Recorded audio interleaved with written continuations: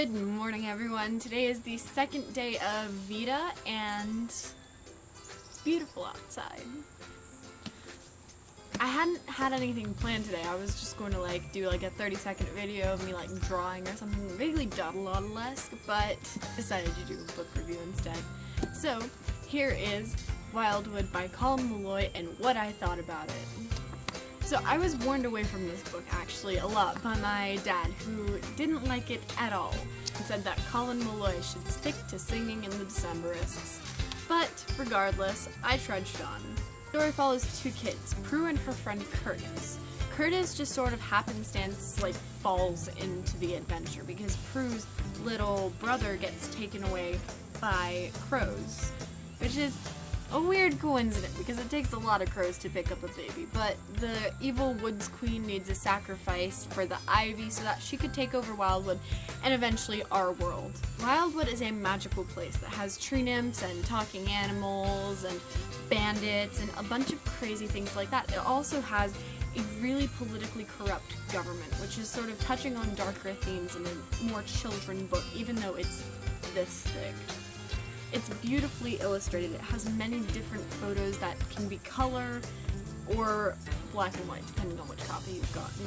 Prue is a very, very bright girl, but it just so happens that there was a colony of birds in Wildwood, and then it's never touched on really again until the end when she's painting a bird friend that she made.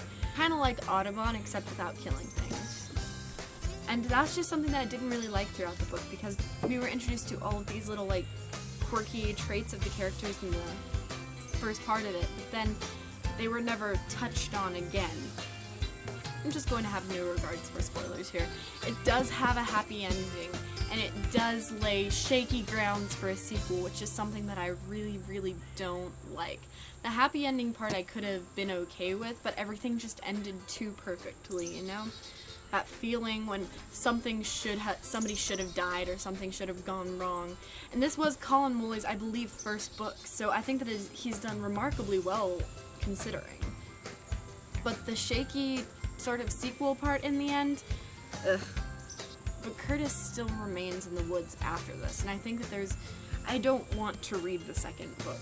It ended fine here, and Colin Meloy just wanted to, I guess, make money or something, or just he liked the world so much that he wanted to continue it, but I feel like Wildwood didn't need the second and the third, and I think the fourth books, because this was just enough. The illustrations were tasteful, and the plot was pretty well formed. It could get dry in some places when they're forming the armies or whatever.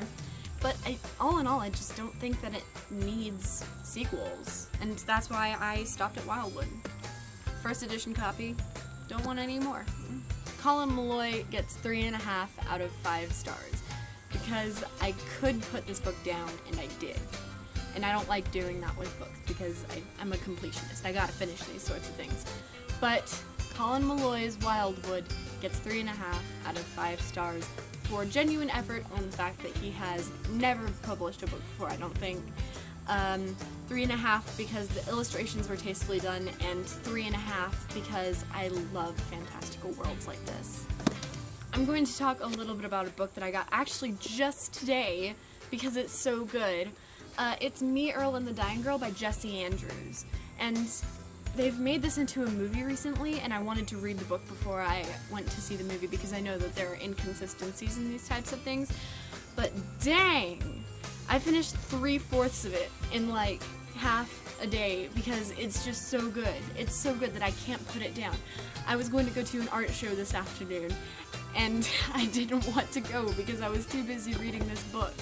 It's about filmmakers too, which really relates to my life, and it's just great. And I'm liking it a lot so far. Mr. Andrews has an incredible witty sense of humor, and I'm just 10 out of 10 recommend it for everyone. Thanks so much for watching, and I will see you guys tomorrow.